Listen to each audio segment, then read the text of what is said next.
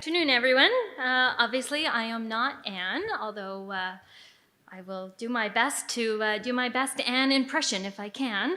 I'm going to actually let our panelists today introduce themselves. I know they're probably known to about 90% of all of you sitting out in the audience, but want to give them an opportunity not only to introduce themselves, but do a quick recap of what it is that you're working on right now, where your projects are, and what's happening out there, because none of you have had the opportunity to be up on stage yet during the show. So Graham, you're furthest from me, so let's start with you.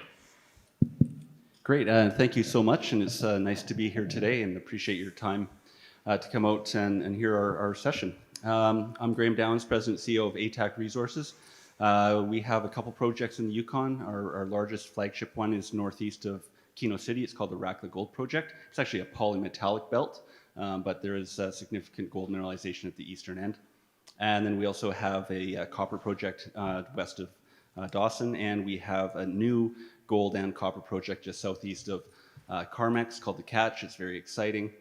And then we do have one in BC as well, but I'll stick to the Yukon ones there. I'm Scott Birdall. I'm a longtime Yukon prospector and a geologist. And I've, with the help of many others, launched a company called Snowline Gold last year. It's based around a lot of the projects that my father, Ron Birdall, and I and our family have worked on over the decades. And ultimately, after lifetimes of prospecting in the Yukon, we had a lot of projects that had gotten sort of to the stage where we couldn't really take them any further as prospectors. And so we were lucky enough to team up with a few good equity partners and a shell, and we were able to launch Snowline Gold. And we built an incredible team. A lot of them are here. I hope you'll get the chance to meet them. And we've just started on a couple of projects, actually not too far from Graham's projects, from ATAC Resources. And we've gotten into some pretty incredible mineralization with the first drill holes into these targets. So we're really excited to have taken this leap and excited to see where it takes us. Great. Yeah, thanks. Like Graham said, thanks everyone for coming out today. It's nice to see everyone in person. It's been a couple of years now. So my name is Matt Turner, President and CEO of Rockhaven Resources. Rockhaven has been working, it's been working in the territory since 2006. So that's about, 16 years or so. We started at the Plata property, which is actually out near now Snowline's ground and a part of ATAC's property portfolio, the Osiris. And then in 2010, we decided to move to road accessible projects, one of which was the Plaza, which is now our flagship project. It's actually the only project that we own, but it's a camp scale porphyry to epithermal system. It's out near the Mount Nansen mine, so it's road accessible. Again, we've been exploring out there since 2010. We've done a ton of work, about 130,000 meters of drilling, over 600 holes. We've got a nice high-grade gold and silver resource at a really nice grade, and a very robust PEA that was published about 2 years ago. So our next step is PFS. So it's kind of rapidly advanced, but again, it's taken a while. We've weathered some pretty tough markets in general since that time, but which I think we'll be further talking about. But so it's been pretty exciting to work out there, and we're excited for the next steps. Great. And so for me, it's a real pleasure to be able to moderate this panel, because I've known all of you for like at least 15 years, which is somewhat scary to me, but lovely, because you're all a lot of fun and pleasure to know. So, but maybe more importantly, you've all been exploring in the Yukon for that period of time as well, and Scott, probably your entire life exploring in the Yukon. So all very familiar, but I think what's different perhaps about this panel is that it really is the junior exploration component, as opposed to some of the more advanced projects that we've seen this morning. So, but our topic for today is critical minerals and what that means in the markets, in the capital markets. So I want to dive into that space first, and then we'll cycle back. But you're all well aware gold is not on the list of critical minerals, and so We've had a nice little run with gold over the last couple of years. It's taken a bit of a downturn from a commodity price perspective over the last couple of years. We saw that this morning in Alex Christopher's presentation. But I mean, to be honest, the gold price is still relatively high compared to the 1980s. So. How are you guys feeling when you go out and speak with investors? You were all down at the Beaver Creek Investment Conference there a couple of weeks ago. Obviously, there's a big buzz and a big conversation about critical minerals. Gold and silver, the precious metals, just as important for a variety of other reasons. How are you seeing those conversations change and morph, and how are you morphing your stories? I know, Graham and Matt, you just both mentioned that you had copper projects as well. So you're obviously getting used to promoting those. So Graham, it looks like you're ready. Why don't you jump in with how those conversations are changing? Well, I think it's a really good point, and we changed. I think that's one of the key things that happened to us. Our team, we recognize that copper is going to be a significant component moving forward. It is we need it. We absolutely need it, and we need to responsibly source it. And the Yukon has an amazing mineral potential and can play a major role in that. So we've been traditionally a gold company, albeit we do have a polymetallic belt with the Rack the Gold project, but we identified we've had the Connaught copper project for 20 years, but we were so focused on the gold project.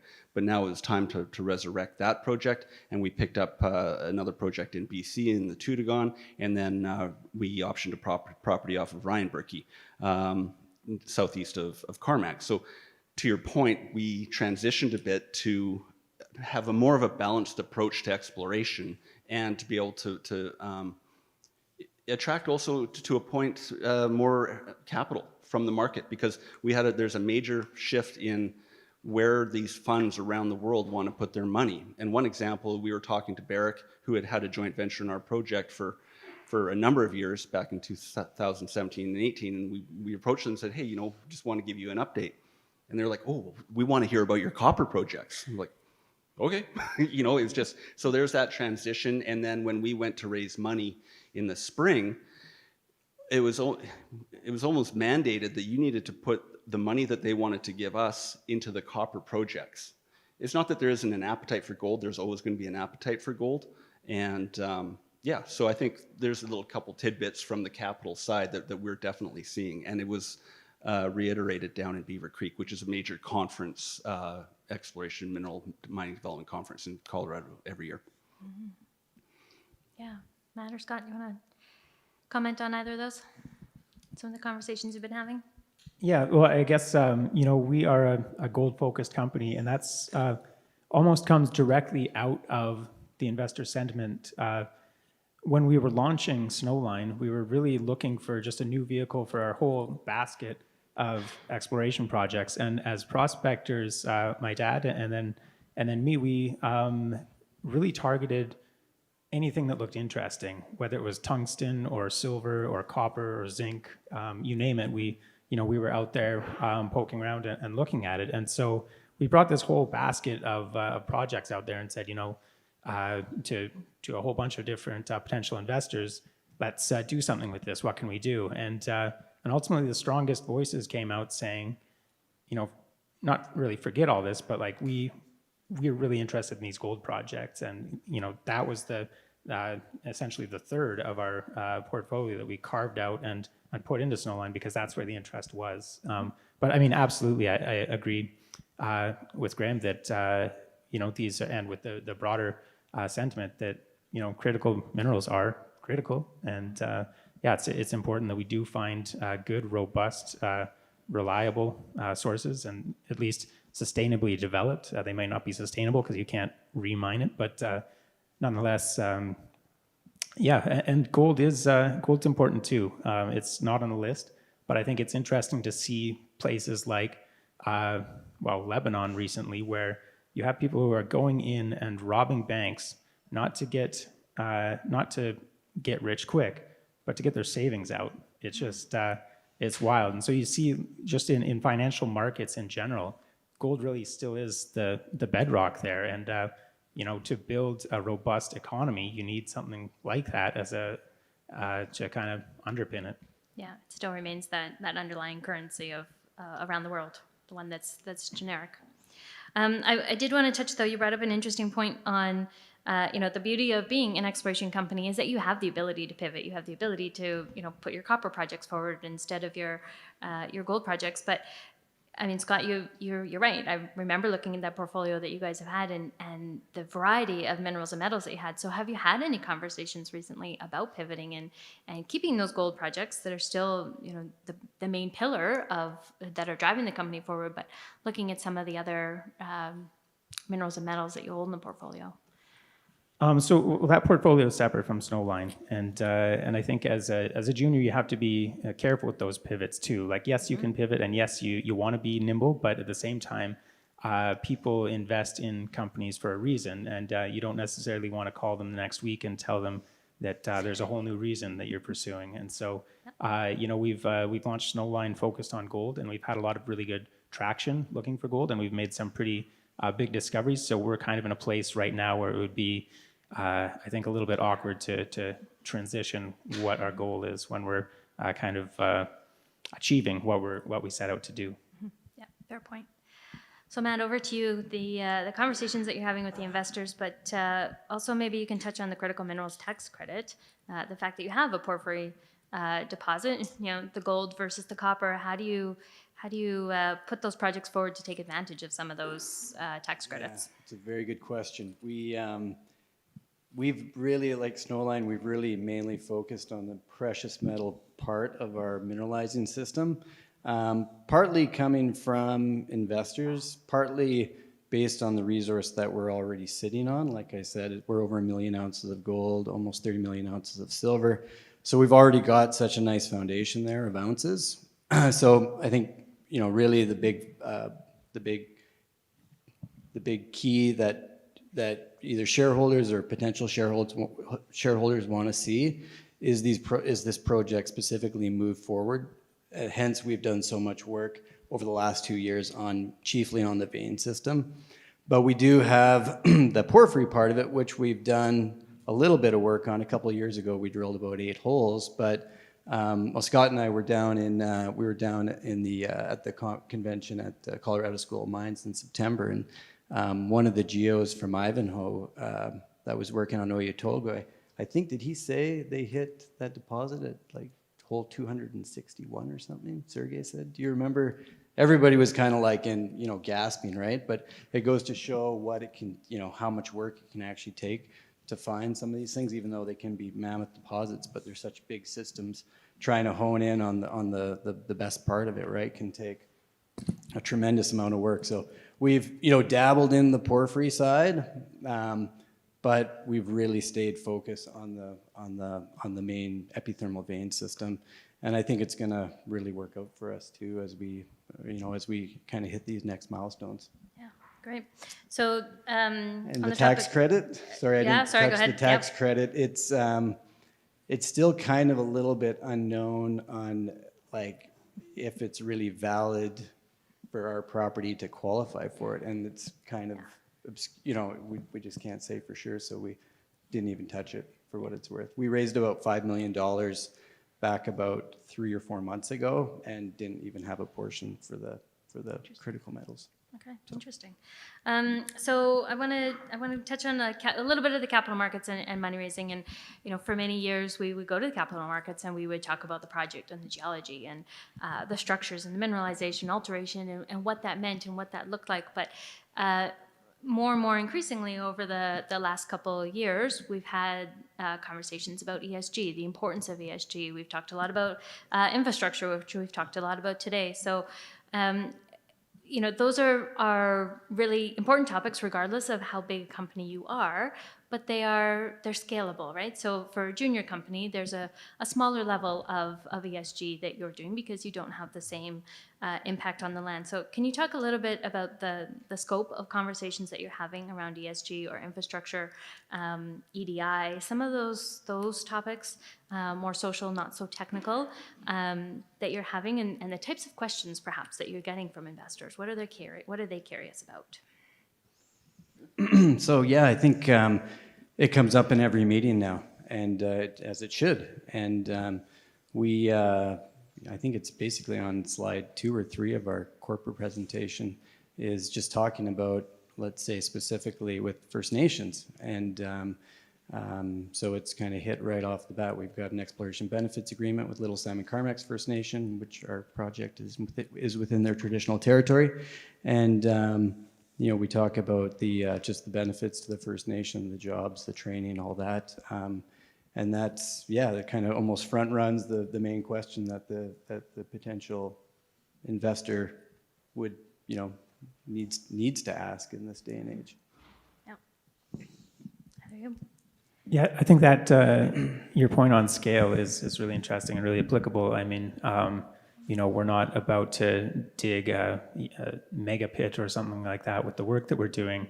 But at the same time, you know, we're still out there on the land. We're still active out there, and we're still causing surface disturbances and that sort of a thing. And so we've been implementing, and our operations manager, Steve, was actually articulated it better than that very well this morning when he said, basically, you know, we're kind of scaling our reclamation as we go. And so, you know, you can, I kind of think about it with like, you're going to bed and you throw your clothes on the floor. You can get away with it one day, but if you do that too many days in a row, then you got a big job in your hands. And so it's kind of like that when, you know, we're progressively reclaiming sites, and as we grow the project, you know, we don't want to end up with a lot on our hands out there. And so we've been, from the get-go, building inventories like seed inventories and botanical inventories of our sites pre-disturbance. When we decide we want to drill a spot, we do that botanical inventory, collect the seeds, that sort of thing. And really, it's you know, some of our disturbance sites are, it's like the size of this stage, maybe just twice as wide. So it's really quite minor, but nonetheless, you know, having the materials there to properly reclaim it, and it's working. You know, we look at our pad sites from last year, and you already have green shoots coming up this year, and you know, they'll be back to normal very soon. And so I think that as we scale up, should we scale up, just staying on top of that will really lead to, or will make it a lot more likely that we can have you know, a responsible sort of development project should it come to that. And yeah, we are never really at risk of leaving the public with a mess on their hands, or leaving us with a mess on our hands. Mm-hmm. Right. Graham, do you have anything to add? Yeah, I think the gentleman talked about that, and you know, I echo what they're saying as well. We've been doing progressive reclamation, you know, for a long time, and I think we've also been in the, you know, being up here for so long and being in with the communities early, and having being open to have a conversation at any time, being clear about what we're doing, and just making sure that there's good open communication. That's really important. Always looking to find ways, like we forfeited a number of our claims that were in the appeal just because, you know, that's the right thing to do. Finding little ways, because you're right, it's scalable. We're not going into development right now, but what can we do within our means to do something on every stage of the ESG position? And I really like that ESGI discussion that was brought up earlier. That's kind of interesting because social can be so many different things, but I think it's really important that for wherever you're at in the exploration cycle or development cycle, just see what you can do, and talk to the communities and say, what is it we can do? We don't have a lot of money, but if there was something in your community, what can we do? How can we help out? Something that you know, we can actually do for you. So I think just being open and willing to look at all sorts of opportunities is really important. Absolutely. It's a great point. And you're right, that open and honest conversation of where you're going and what the opportunities are and what the challenges might be is a really important piece. I did want to just touch on the ESG plus I piece. I think that idea originated from a gentleman named Mark Podlowski, and he wrote a great paper. He's part of the First Nation Major Projects Coalition. So if anybody out there is interested in that piece, it's a really great paper. He did a wonderful job. There's a presentation on it as well. You can find it on their website. So I want to touch a little bit perhaps on the governance piece of the ESG, because we didn't really touch on that. You know, to me, some of that comes out of this EDI conversation, which, you know, I look at all of your companies and who's on your teams, and, you know, that's something that you've obviously all thought about. But the G is so much more than that. It goes to how you govern your companies and what that looks like. So maybe how does that conversation come into the capital markets and the importance of a well-run company? because it's hard when you're, again, a junior and you don't have a full staff that's, perhaps responsible for, say, the financial management piece or those types of things. That it can be a challenge when you don't have as robust a team as a major. So. Well, I'll give that a shot just because we've been really revamping and a lot of our ESG right now, and we're working through that.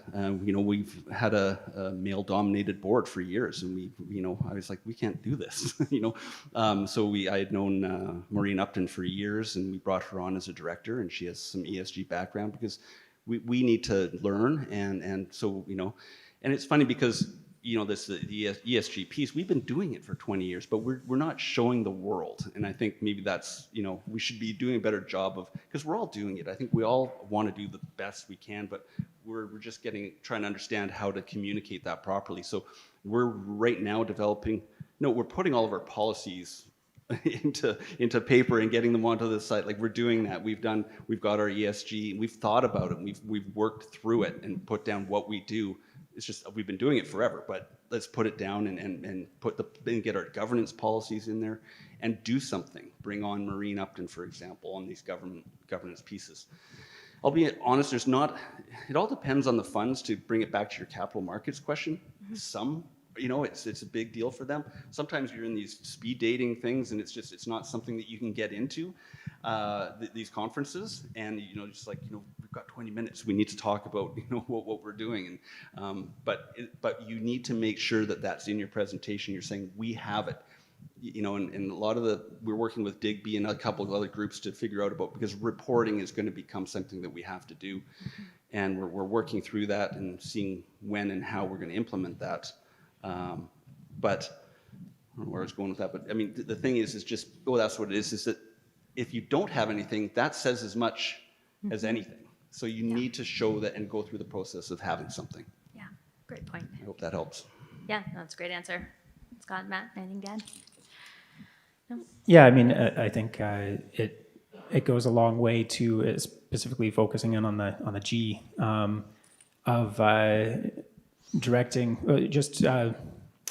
I guess, giving investors confidence in in the company and in what you're doing, and at the same time, it acts as a pretty good guideline for the company itself. It's not always clear what the right path forward is, and so having thought through those things and kind of come up with those plans and those policies in advance is it's very important. And so both externally and internally, I think focusing on good governance is it's just the way to go. Okay. Yeah, I'll only add that, kind of like what Graham said, the exploration companies have been doing ESG for 20 years, or we wouldn't be out on the ground doing work, right? So we did it before it was even an acronym, and again, there's things that we can always better refine and work on as an industry in general, but yeah, we wouldn't have been out there the past many years, right? Mm-hmm. Doing what we do. Yeah, and it's funny, it's actually been a few acronyms now, right? It was CSR, it was ISR, and then it became ESG, but I think you bring up a really great point, and all of you did, is that we're not fabulous at screaming about what we do from rooftops and telling people what it is that we're doing and how well we're doing it. We tend to be very focused on the technical aspects, which of course are just as important, if not more important, but there's a whole other market out there that we need to speak to as well. So so as I started off by saying at the beginning of this panel, you've all been Yukon explorers for 15 years. You've all seen great transition during that time.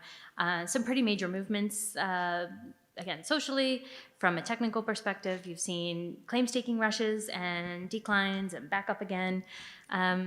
Let's talk about the next 10 years, because it's always fun to look forward a little bit. What do you think is going to happen in the next 10 years, either with your own projects or big picture, or perhaps what would you like to see happen in the next 10 years? And Sure, I'm going to assume I'll that start, you'll guys. all say we need a power line. Yeah, I so think let's it's going to stay be. away from that one. I think it's going to be an incredibly exciting next 10 years for the Yukon specifically. One of the things we're seeing now is a lot of capital being focused on favorable and safe jurisdictions. Even capital coming out of jurisdictions that they don't even feel comfortable investing internally on. So a lot of that is coming up into Canada, and a lot of people are attracted by the Yukon. YMA's done a phenomenal job in promoting it, so shout out to Anne and Lynette. And then if you look, I don't know, I've kind of heard some rumblings about this over, I don't know, maybe the last couple of months, but I think it's obviously tied to the energy companies doing so well. And, you know, you look at the last, well, almost the last 100 years of mineral exploration in maybe global, you could say, but let's just look at North America.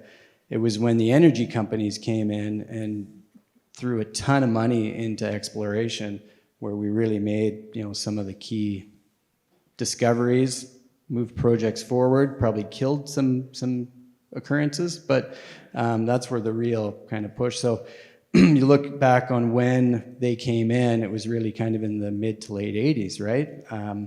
And you know what spurred that? Well, there was unrest in the Middle East. There was supply disruption with energy.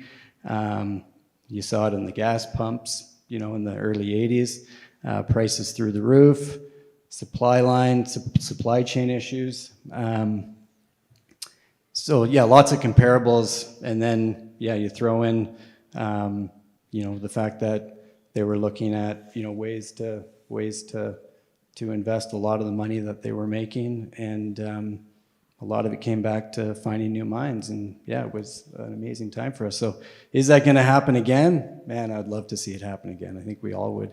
I don't know if they do it again, but it'd be pretty amazing if they do. So yeah, if that happens. But I think regardless if that happens or not, there's still so many positives for the Yukon. Yeah, I think that's a really good point. And I think that looking back on kind of the last 10 years and the underinvestment that has gone into the resource space in general, whether it's gold or base metals or other precious metals, you know, at some point, that's got to catch up with us.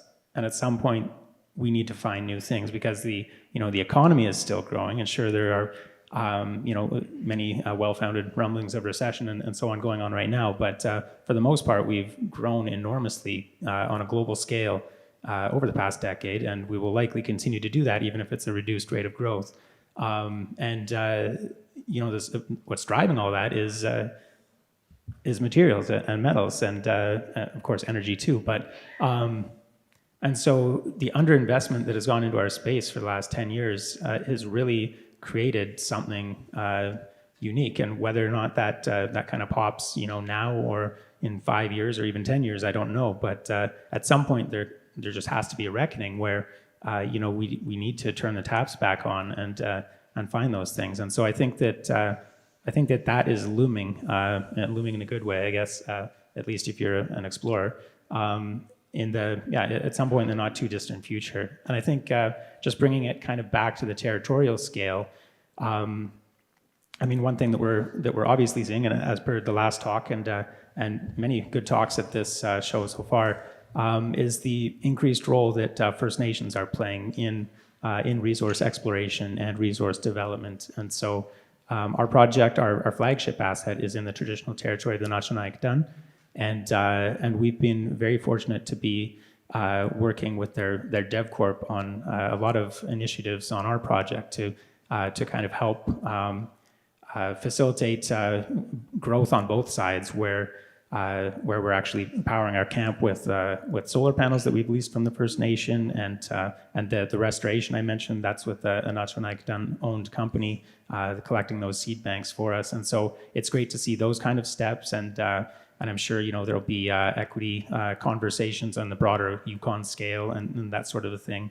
And so yeah, I think that's a corner that we're taking, and I think that'll be a major factor in the next decade. Mm-hmm. Great. Good comments, Graham. Yeah, I mean, I think that I would echo a lot of that as well. I mean, I think the big thing for me, like, for example, for copper, I mean, in 10 years, copper's going to be over $5. There's my bold prediction. But I mean, it's just, we don't have these materials. You know, we're not producing them, and there's a huge lag for them. And, you know, I think the world is shrinking. I really do. Like, and countries are just going to keep their own resources from now. You see it in the US, you see it all around the world, that these resources are going to be hard to come by. And we, Canada and the territory is blessed with a lot of mineral potential, and we can benefit from that. I also, if kind of thinking about the 10 years and bringing it back to Yukon as well, I think there's a lot of great initiatives going out there for the territory of, renewing legislation, getting YESUB. A lot of these policies, back to our century, get these things done right. If we can work on getting the land use planning done, get that finished, the big thing is getting certainty and having an environment where the governments are working together, and I think we're all try to, but we need to bring some of those things together to make the jurisdiction a great place for everyone to work and benefit. Yeah. Yeah, that's a really great point. I think there's actually a lot of parallels between what you've all just said there. And I think, Graham, to your point, the world is getting smaller, and we're now 8 billion people. We've all heard that in the news this past week. Exciting, but we need to make sure that we're all working together in that, whether that's on a local scale with our local partners and First Nations, or whether that's globally to make sure that we're helping humanity and the greater population. There's got to be some level of, national security, but also sharing with our partners and making sure that everybody's looked after. And, Matt, to your point, the energy companies, and I actually think of the training that happened in some of those energy companies, as with some of the major mining companies. That was a great training ground for many junior geologists to get their start. And I think it's an interesting one when we look at where that future is going to go. It's those energy companies that are now transitioning to solar panel and wind turbines and all these things that need the minerals and metals.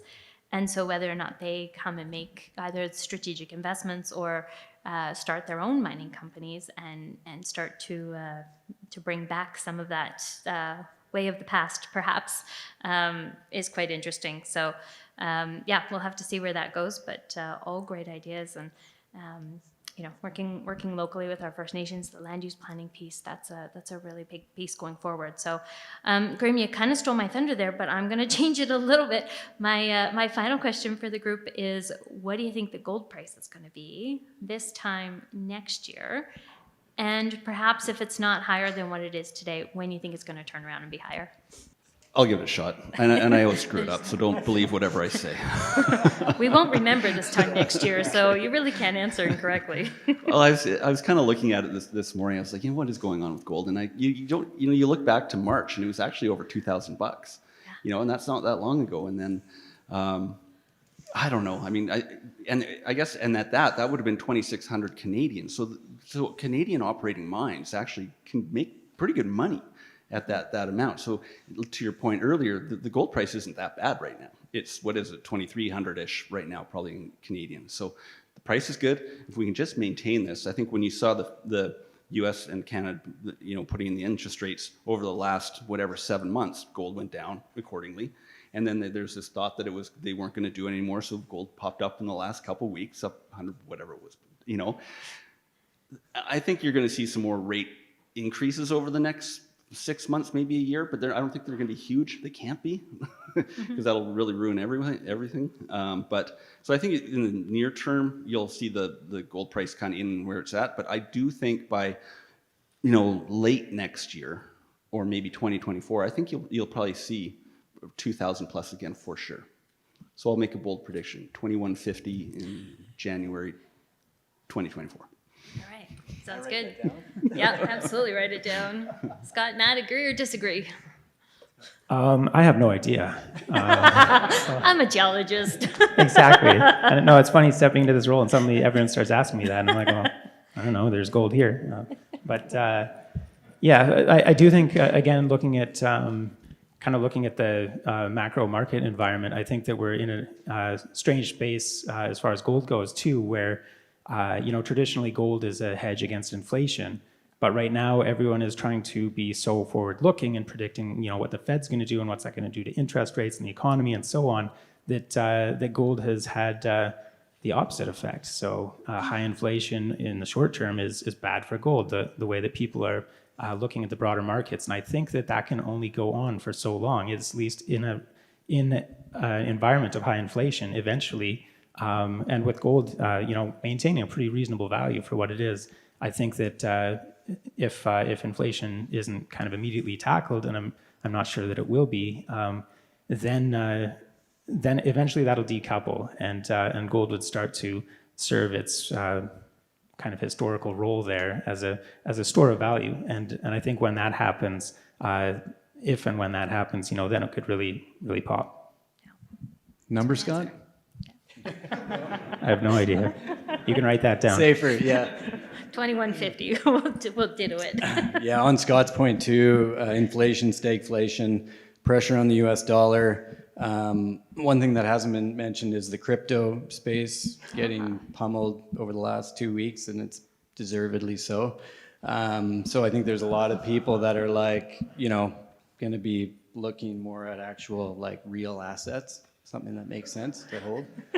So I think kind of all that together, I'm still going to be a little bit conservative. I'll say 1927 US this time, but we're at 1751 today or whatever. So, but yeah, so it's I think it's going to be really good for gold. Canadian dollar, like Graham said, I don't know, we're at about 75 cents. Yeah, I don't know what it'll do. That's probably going to track the USDs to some extent, and yeah. I think what's important is that you all gave numbers that are better than today. So Exactly. there is a positive future outlook. We're optimists here. Yeah, absolutely. And you're all very optimistic on where the Yukon's going and what's happening. I just want to touch, because Matt, you just brought up a really good point with crypto, and I would add cannabis into that conversation, in that so much of those dollars were raised on the TSX and in Vancouver, and that really takes a large chunk of dollars away from those dollars that are then available for mineral exploration and mining projects. So that's actually had a pretty large impact over the last couple of years as well on the availability and the advancement of some of our projects and the dollars raised. So fantastic. I think that puts us at time. So I will say thank you so much. Wonderful job. And again, always a pleasure to have the three of you on stage. So thank you. Thanks, Kendra.